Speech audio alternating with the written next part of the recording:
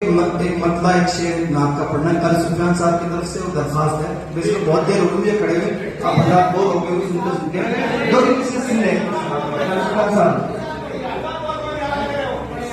कि जो सबसे हंसी, सबसे अलग, सबसे प्यारा, सुभान अल्लाह कह दो।